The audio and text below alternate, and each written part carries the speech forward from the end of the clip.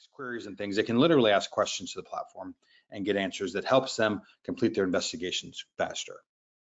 Yeah, I think that's excellent functionality, right? That goes back to the speed of being able to mitigate that threat. But I really like how you highlighted how you normalize the data here, Steve, because that's part of the reason why we selected Stellar XDR. If there's any data type that they don't currently support, you can share that with them and they will normalize it for us, right? They're really great at parsing data and once again, allows our analysts to expedite that process of searching for those threats and being able to mitigate them. So yeah, this is a great pipeline.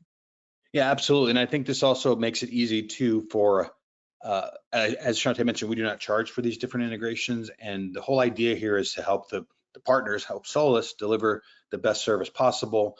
And to do that, you need access to that data. So that's what we're really focused on. And I think that might be my last slide here. Yeah, all right, so let's pop over to the product, and I'll give a really high level demonstration, since I know most of the folks on this call, you're not actually gonna be using the product, but I thought it might be interesting to get an idea of what it looks like. All right, so this is the Stellar Cyber dashboard, and really there are a couple of different ways the product is used typically. Well, let me show you what we're looking at here. So all of that work that we talked about is already happening behind the scenes, and it happens constantly. Data's coming in, it's being normalized, and detection, correlation, all that good stuff's occurring in the background. So what the user sees, and on the left here is like top cases, right? And they've all been prioritized. And we'll take a look at one of these in a minute. So a security analyst will typically work maybe from top to bottom here based on the score is like the riskiness of the action of the case that's been generated, the threat. Or you might also look at risky assets. So what assets might be associated with a lot of different risks. In the middle here, this little loop here, which it's designed to represent the stages of an attack. We call it the XDR kill chain. And this is another way security analysts might look. What this is doing is taking a real-time snapshot of all the different threats that have been identified. Where are they in this life cycle? So are they in initial attempts, kind of like Shante mentioned, the attack before the attack? Or are things already at an exfiltration step, right? That's like obviously data might be starting to leave your environment or potentially leaving the environment, and you can click on these things and get right into the investigation there as well. Yeah, and let me add, that kill chain, right? A lot of times what makes a really skilled analyst, a really skilled SOC is being able to determine where are we in the attack, right? Are we at the beginning? Are we at the beginning, or are we at the very end, right? Or very close to the end? And this kill chain is a really great example of how we can be able to quickly identify that, right? Because as you see, the items heading more towards the right-hand side are going to be the cases with the higher score and that require more immediate attention. And like Steve said, that score once again tells us where should we put our focus first, right? So we're properly being able to triage our work. Yeah. Absolutely. So let's just quickly take a look at one of these examples. So I'm going to click on this link here. So this is an L1-2 exploitation. And so for the security analyst, one of the other things we try to do is really kind of give a little bit of a easy readable idea of what this attack involves. So here it says it involves 5 hosts and 9 processes, 5 users, and we can see the kill chain where it's persistent foothold, exploitation, propagation. And then, as I mentioned, what's happened in the background is we've taken all these different alerts from different data sources, right? So this is Mimikatz credential dump. We have PowerShell remote access, uncommon process anomaly. So again, since we do use AI, what we're always doing is we're developing baselines of activity in your environment and then looking for anomalies, right? So let's say myself, I live in Southern California, and all of a sudden, and I've always logged in Southern California at 9 in the morning between maybe 8 and 10 o'clock or whatever. And then all of a sudden there's a login in the Ukraine under my my credentials. Well, that's obviously anomalous. So that's something that we could pop up and this could potentially be part of this attack. But the whole point is all of this is happening behind the scenes. The security analysts are not having to do anything. And because we have access to all of this data, we're able to do that. So those are all the different detections. And what we're doing too is, again, using GraphML. This is a really important part of the process because a lot of times just looking at a list of alerts, yeah, it looks like it might be impactful. But this is when you can start to see as a security analyst, all right, this is pretty bad, right? So I can see there are lots of different hosts, lots of different users, and maybe what if one of these users was my CEO or some executive in my company or some very impactful user, right? Or these are administrators. Anyway, it gives me a good scope of what's going on, what's with the attack, the different processes. I can also flip over here and take a look at the timeline and see exactly when things occurred in this case. So again, all this is happening automatically. And having worked with lots of different security analysts and talked with them, and they would have done this stuff, but it takes hours and hours and spreadsheets and different things and their own special code to try to do something that would be even close to this. And this is happening all automatically. Exactly. And once again, saving a lot of time for the analysts because this is something they have to do anyways, reading through all those event logs, reading through the alerts and correlating that information. This being automatically done for the case expedites the mitigation exponentially. Absolutely. So let's just take a look at, so basically the way this typically would flow. So analyst looks at it, sees, okay, scope, maybe they poke around and look at some of these different assets and they determine, you know what, I want to go ahead and start to take some response actions. So what you can do here, there are a couple of different ways to do response. We're making it very simple, is by clicking on this response. The platform itself is going to say, based on this attack, here's what we recommend. We recommend that you go out and block some IP addresses and disable some users. And we give a little bit of why.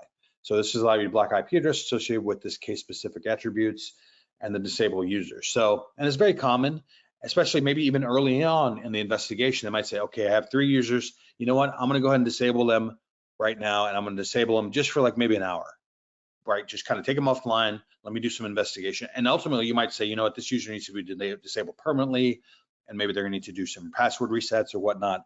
But the whole point is, instead of having to flip from different products, make phone calls, send emails, send Slack messages, all of that can occur straight from the platform. So really, again, our whole goal is make security analysts as efficient and as effective as possible so that they don't have to flip from screen to screen to screen. All this can happen right from the platform. Exactly. And that's the power of any managed XDR solution, right? It allows us to be able to respond on your behalf, to be able to quickly mitigate that threat. But I think what's even better is that we're able to do that right here in this console. We don't have to log into your console, right? So we're able to directly address what we need to mitigate on your behalf and stop that threat and that attack. Yeah, the last thing I'll mention, and I won't get into the details because I know but I think it's interesting to know that there's another function that security teams typically will do. It's called threat hunting. And if you're not familiar with threat hunting, this is basically looking for threats that are not already known, right? So this is typically known as in the past, this was really reserved for your elitist of elite security analysts. But because of the way that we're handling the data, we're making it a lot easier for security analysts to do some threat hunting, right? So, and the scenario might go like this, most security analyst folks, they're keeping their eye on like threat intelligence that's coming through or stories about different hacks and things like that. And because we have all this data, if they say, oh, I happen to see this type of file that came in, I never heard of it. So they could search right here through this vast amount of data and see, well, does this file exist in my environment, in my customer's environment? And they might be able to find quickly that, oh, you know what? This is a new threat. This is something new that's in the environment that we need to look at. So that's part of the platform. It's something that a lot of the partners appreciate, that ability to be proactive, not only just looking at what's going on and using all of our machine learning models and things to identify threats, but to take advantage of this very optimized set of data to do some threat hunting. Oh, definitely, definitely. And this gives us a really good idea of trends over time, right? How things build up and what are some areas that we need to focus at.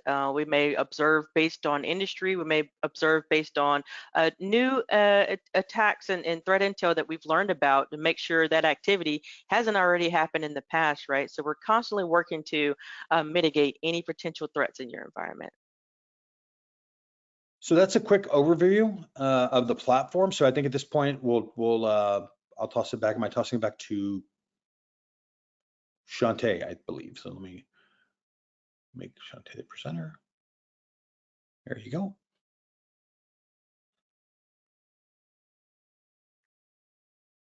All right.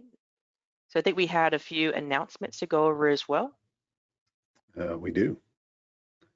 So a couple things. First is that we just want to thank everybody for attending this webinar. We hope you learned some things. We don't expect everybody to know everything that we talked about right away, but the important part is to get the gist of what we're trying to communicate here. We're trying to communicate that there are a number of things in your environment that can be incredibly helpful in keeping it secure and having access to those events and bringing those in and correlating them and being able to leverage all the different pieces of the pie per se helps us protect your environment. And again, that environment could be your assets that are on your network.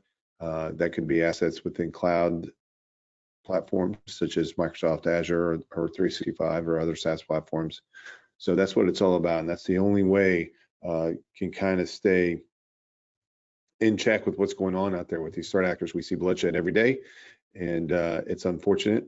We see small to medium-sized organizations. That's who we focus on in the incident response side, and we see them. And it doesn't matter what size they are, what industry they are in, where they're located. It's painful to watch. So again, we appreciate everybody. We hope you found some value out of this presentation. And if you're definitely interested in learning more about what we're talking about here, please reach out to your account manager. If you're attending this, most likely your account manager is going to reach out to you anyway, but we hope you found a lot of value. A couple of things upcoming for both of us. We at Solis, the next event we will be at, and we'll be talking more about this, will be at CompTIA's ChannelCon event in August. So CompTIA is mainly aimed at technology companies, training companies, and so on and so forth. But it's a great event. So if you're going to be at that event, come find us. And Stellar will be at Black Hat, which is a very large cybersecurity conference that all the major players are at, and we will be there in attendance. Stellar will have a booth there at 3131. And when the booth numbers are that big, that tells you that there's probably quite a few people and quite a few booths there. So if you're at Black Hat, stop by, meet people there, and see if you want to learn more about the platform that helps us provide our managed XDR service. And with that, we can see if we had any questions. Oh, the other thing I want to mention to you that I failed to mention earlier is within this webinar, there are 5 PDFs that are safe to download that can provide you information about what we were talking about here, both from a Solis perspective as well as a Stellar Cyber perspective. So feel free to download those and read them at your pleasure. If I can mention just one of those, there's something called the Worst Day Stellar Cyber, and you might be like, what the heck is that? So what we did was, because XDR is a little bit, some people are, what is it? So what I actually did is this is an original created graphic novel where we are telling the story of a CISO that has the worst day, which you can imagine because of a cyber attack, and kind of helps tell the story of what XDR is. So it's an interesting little thing, just 15-minute read. Definitely check that out. And thanks you guys. Thanks Chris and Shante for inviting me on here. Hopefully that was informative to everyone online. Yeah, Steve, I appreciate you guys being here, both you and Shante. And we're gonna at Solis, we're gonna have more of these events going forward. So more webinars with people like Steve and with great partners of ours like Stellar Cyber. So we hope you can attend. And we are also recording these for later view and reviewing as well. So we're right up at 11:45. I don't see any question and answers, any questions coming up in the panel. So I am going to assume maybe there are no questions. And if that is the case, we will go ahead and close this up. So again, thank you. Reach out to us anytime for help. If you think you're having a cyber issue or a cyber incident, you can call us at any time. We'll respond. Again, we have teams around the globe that will help you with that. And I hope you have a great rest of your day and your weekend and a great summer. And we will catch you guys on the next webinar. Thank you very much. Thank you. Have a good day. Thank you.